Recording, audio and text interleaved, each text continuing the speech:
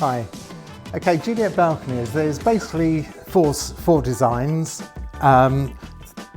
Standard style, you either have an aerofoil shaped handrail like this, or the orbit handrail, which is a round version, 70mm.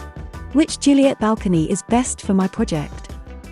The traditional style has the handrail at the top, a small base track that sits below the windowsill.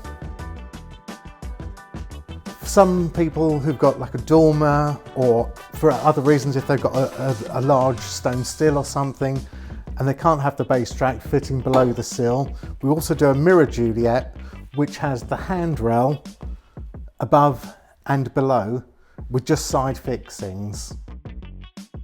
Why would I choose the frameless system?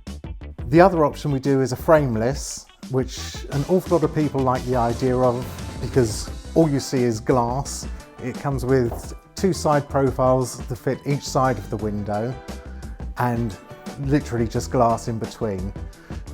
Things to think about with that is that it is 21.5 tough and laminated glass, so it's quite a heavy piece of glass. It has to be in one panel because it is fitted just on side profiles.